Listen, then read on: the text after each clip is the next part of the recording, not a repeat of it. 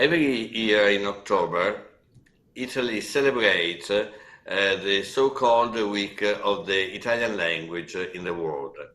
This year, we are at the 21st Week of the Italian Language in the world, and the title this year is Dante, l'Italiano, Dante, the Italian. Not only Dante is a founder of the Italian language, and we could say also with the Italian identity, but Dante is a model for the following centuries and is a presence that is able to influence our language, our literature, up to the contemporaneity, up to our times. And in order to speak about this presence of Dante, today we are very happy to have a dear friend of the Italian Cultural Institute in New York, Hermann Haller, who is going to speak about Dante's footprints in 21st century Italian literature. Hermann Haller has been a professor of Italian and French at Queen's College and the PhD program of comparative literature at the Graduate Center of the City University of New York. He's a great scholar, and his research is primarily in the area of Italian linguistic and philology, in the area of sociolinguistic of contemporary Italian and Italian abroad, and of Italian dialect literature. He was elected as a member of the Accademia della in 2006, and he has an impressive list of publications. I quote just the last one: Tutti in America, le guide per gli emigranti italiani nel periodo del grande esodo, 2017. Then Linguistic Identities of Italian in Italy and North America, co-edited with Lori Repetti. A wonderful publication is also A World of Words by John Florio, the critical edition of this monument of the Italian language abroad, with a very rich introduction, published in 2013. So we are very happy today to hear Hermann Haller, and I think that he is going to give us a wonderful, very modern, very contemporaneous Dante, showing us how much Dante is able to survive the century, his century, and to be alive also in our time. Thank you, Hermann Haller. Thank you. On the occasion of the 700th anniversary of Dante's death, it is a distinct privilege to propose some thoughts on the importance of the poet's linguistic thinking and literary practice in what was in his time a young language, and to reflect on the relevance of his work for Italian. This is, of course, an adventurous and risky undertaking, fraught with speculation when considering the extraordinary amount of scholarship dedicated to Dante across time and across the globe, including the work of many great American Dantisti. My general remarks will have a historical sociolinguistic frame and highlight aspects that had an impact on the language we celebrate during the Settimana della lingua italiana nel mondo in its 21st edition. I wish to thank the director of the Italian Cultural Institute, Fabio Finotti, for inviting me to participate in his original digital project of the Stanze di Dante.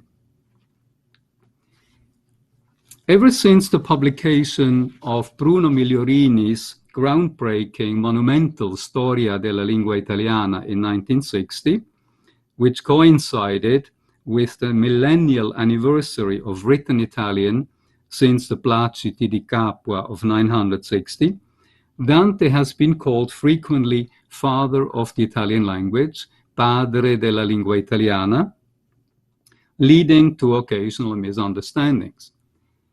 Dante did, of course, not invent or father the Italian language.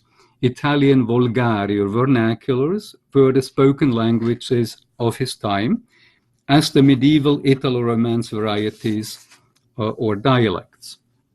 They were found in graffiti and other documents decades and centuries before Dante, and they had been used in writing in the revered poets by the revered poets of the highly refined Scuola Siciliana, the Umbrian Laude, the religious poetry of northern Italy, and the Tuscan poets. They were also used by businessmen for practical purposes orally and in letters, while Latin and French were the dominant language of prose. According to Tullio De Mauro, to some of his studies, about 60% of the lexicon of the Italian language was already in use in the late 13th century.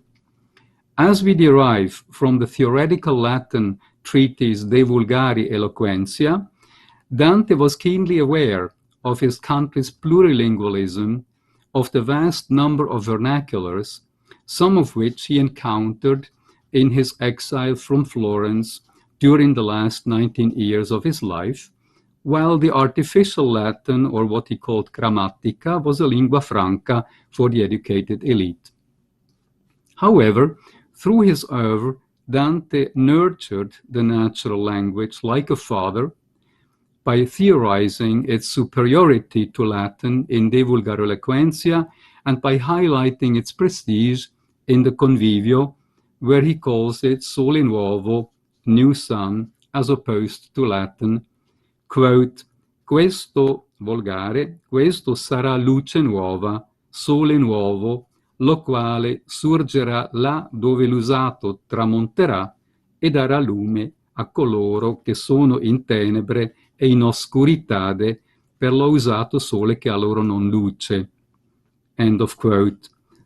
This vernacular will be new light, a new sun that will rise where the old will set, giving light to those living in darkness because of the old sun that does not shine for them. Dante celebrates his mother tongue by proposing a dialect map in Book 110 of De Vulgari, with the Apennine dividing some 14 vernaculars along the Tyrrhenian and Adriatic seas. While hunting for what he called, for what today could be called a literary standard language, Dante reviews a great number of regional spoken and written vulgari, which, with often harsh aesthetic judgments, we could call them today atteggiamenti linguistici, a passionate labor that could qualify him as one of Italy's very first dialectologists and historians of the language. In De Vulgare Eloquentia, whose theories have been analyzed and debated by a myriad of writers and scholars, from Trissino, who rediscovered and translated it in the 16th century, to Manzoni, Raina, Baldelli, Tavoni, Tesi, Cambon, Baranski, Barolini, Ardizzoni, and others, Dante introduces the sociolinguistic concept of variety, showing his awareness not only of numerous regional vernaculars, but also of the local idioms and their sociolinguistic varieties that could amount to no fewer than 1,000 medieval dialects. Dante's critical sampling of literary vernaculars, on the other hand, could be read as footprints of medieval dialect literature. So he talks about Roman as a turpiloquium, a vile jargon with quotes. He talks about Milanese and Bergamasque as not qualifying for the language he is searching, with citations in Milanese, entor l'ura del vesper, ciò fu del mesto cever. He criticizes Friulen for its, what he calls, brutal intonation, ce fas tu, Sardinian, and even Florentine. In his treatise, Dante claims not to have found his ideal volgare illustre cardinale, curiale, aulico, according to his typology, by rejecting Florentine as well as other variants, while praising Bolognese and literary Sicilian. His hunt stops short of proposing a single vernacular, such as Florentine, perhaps out of concern of creating linguistic divisions rather than unity. However, with his Divine Comedy, he proposed and promoted the Florentine vernacular with a profound faith that set the stage for a linguistic model that would live for generations and centuries. By raising and expanding a predominantly spoken idiom to a sophisticated literary language that could compete with Latin, Dante enlarged the space of the language by using different linguistic varieties, registered, specialized terms, invented forms, and loanwords from other languages. At the same time, he assigned a political function to the poetry of his ingenious masterpiece, setting up the foundations of what will eventually be codified as a highly cultivated, somewhat unpopular language, una lingua impopolare, to borrow a definition from one of the sociolinguist Gaetano Berruto's works. Outside of Tuscany, this language lived for centuries less in the streets among common folks than in books, thus undergoing relatively little change through time, unlike the volgari mutevoli, the many spoken vernaculars. What about the language of the Divine Comedy?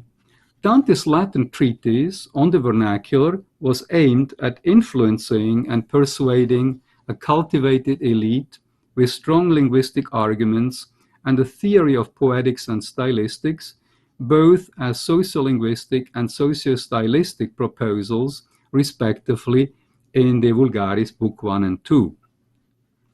It was interrupted in mid-sentence in chapter 14 of Book 2, perhaps due to a forced departure from Bologna for a second exile, as suggested by Mirko Tavoni. Perhaps Dante was sidetracked as he was composing his greatest work of poetry, the Divine Comedy.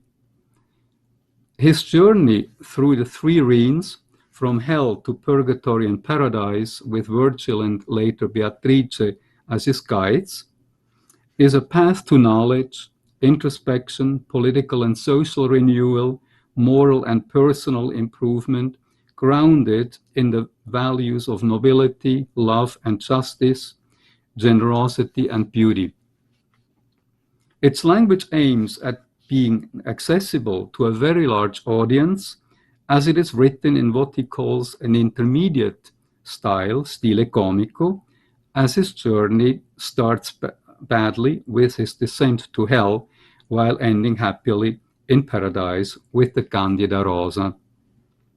Written in the Florentine dialect of the late 13th century, it shows a mixture of styles, low and high, without purist intent, as one might instead surmise from his work on the search of Volgare Illustre. The poem is riddled with spoken language in a familiar and democratic style, the many do allocutions, as in Inferno 5, where Dante speaks to Francesca, or in Canto 17, on the usurers, in Purgatory 10, 32, 33, as opposed to highly abstract passages with an ethereal style in the Paradiso.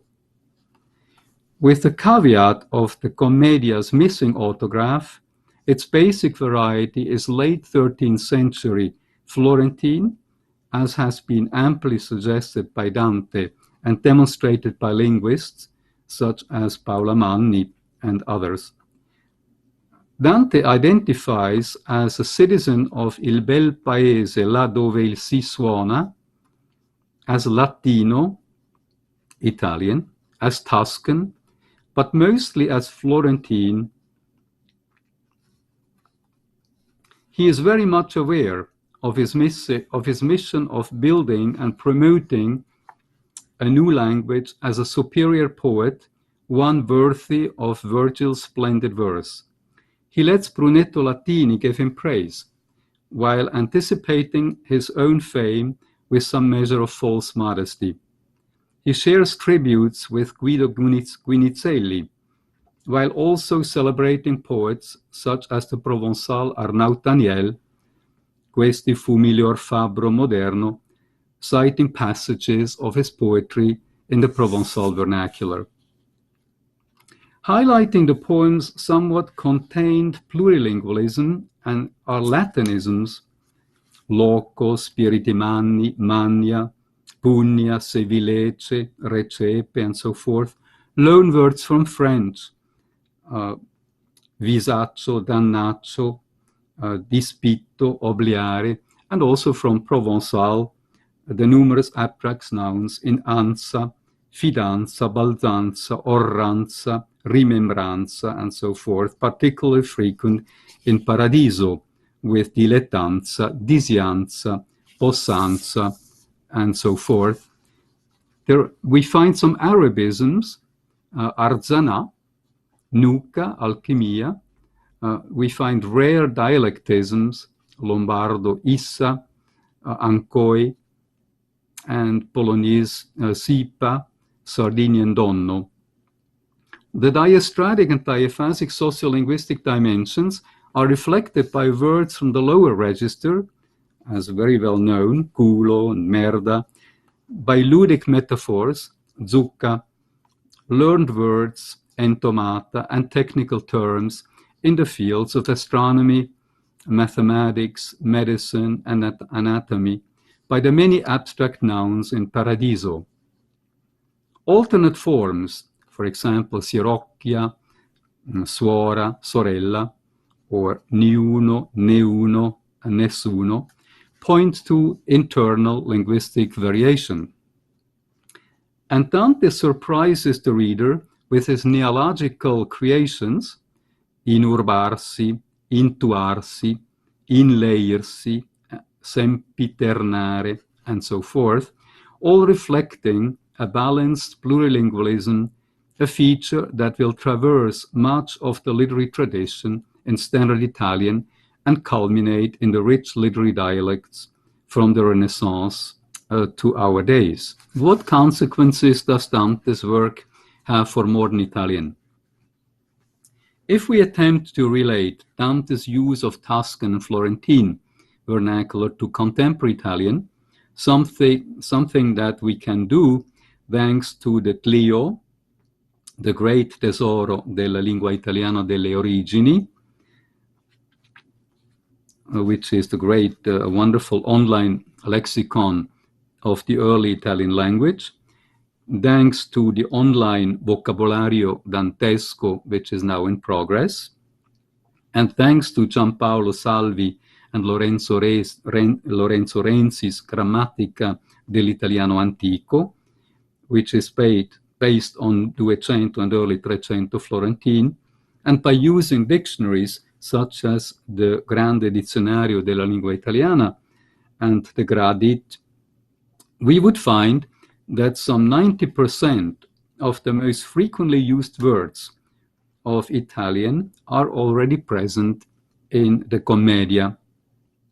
Many words are, of course, no longer in use today, their meaning having shifted or their forms being slightly different. Words such as onde, fiate, or rivolgente, le piote, ploia, posciache are no longer in use, except perhaps in the language of poetry. Others appear in slightly different forms, such as ancidere, solingo, allotta, sanza. Still others, such as talento, have specific meaning. Some morphosyntactic features of Old Italian have disappeared. For example, the direct object pronoun ne for ci, the reverse order in the reverse word order in pronominal groups, lo mi vieta into me lo vieta, the loss of pensare di plus noun instead of pensare a, and so forth. But most of Dante's language is still alive today, at least in some linguistic varieties of modern Italian. Ito e, le ita can still be heard among elderly Florentines. The polyvalent che, or the dislocation to the left or right, are very much in use in today's spoken language, to name but few examples. Thanks to the universal and immediate great reception and prestige of the Divine Comedy and the Tuscan works of Petrarch, Boccaccio, and other writers, Tuscan was selected in the 16th century in its highly literary archaic variety as the written standard through the codification, sanctioning a sophisticated literary language with Dante as one of its promoters.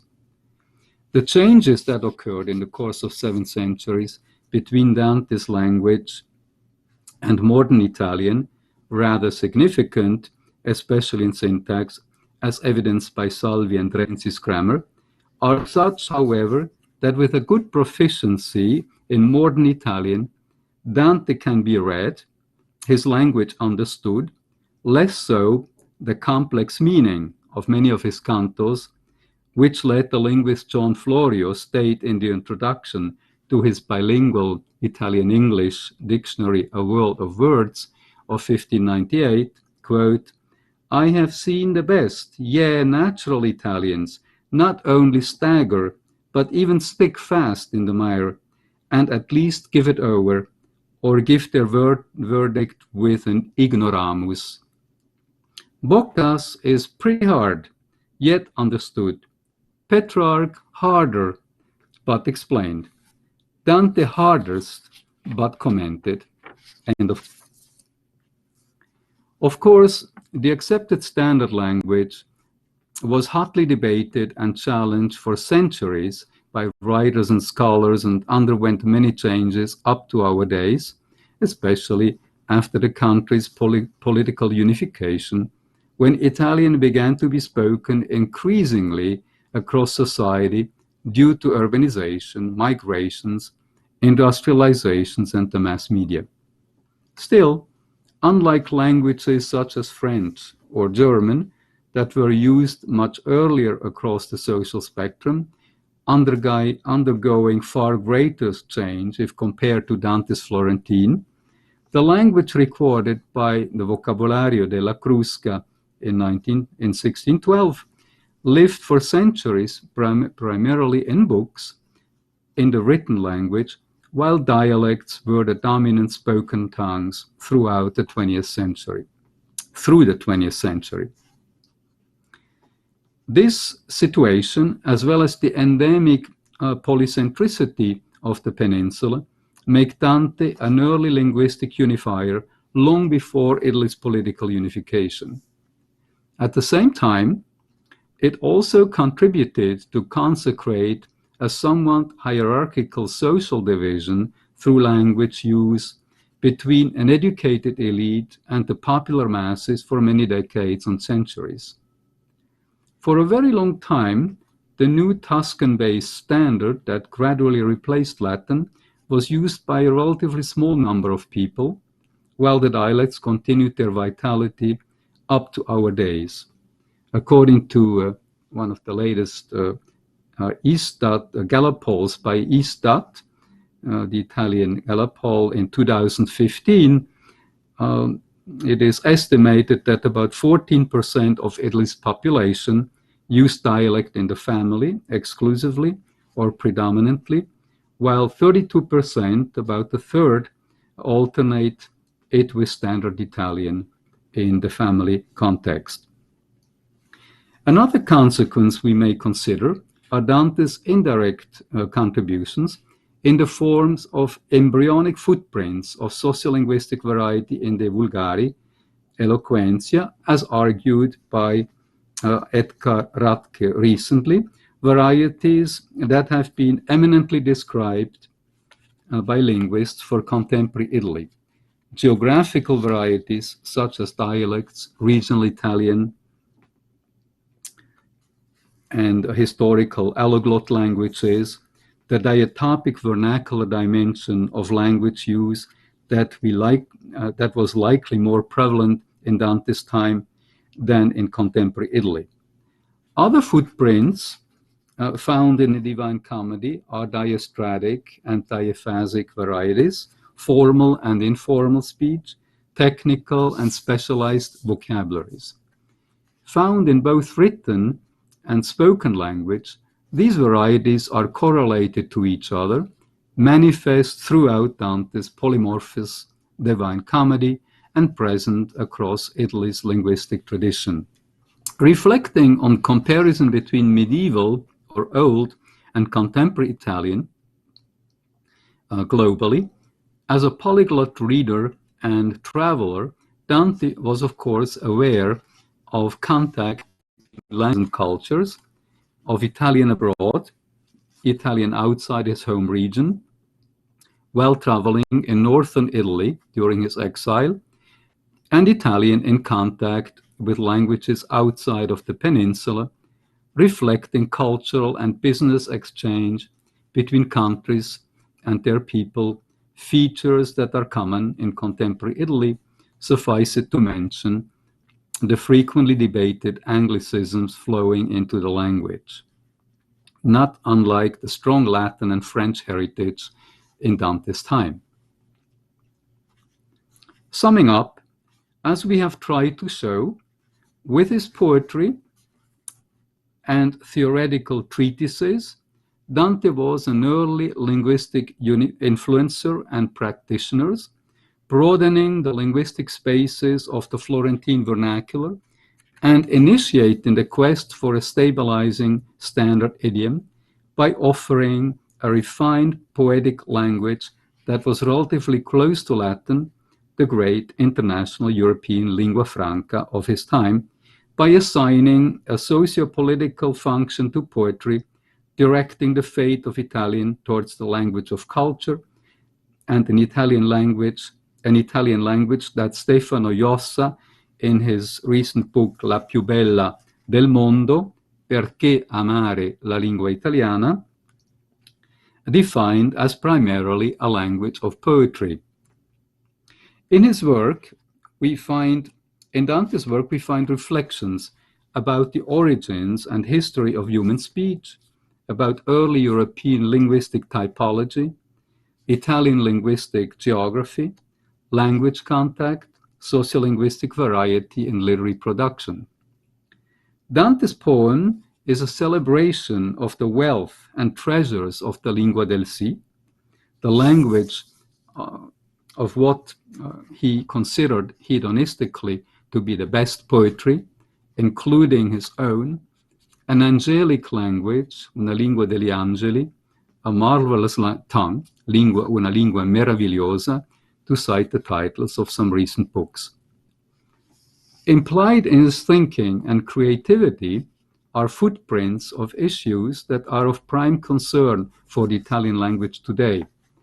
The relationship between language and dialects, between Italian and European and non-European languages, language and politics, European multilingualism and the question of hierarchy among the languages of the European Union.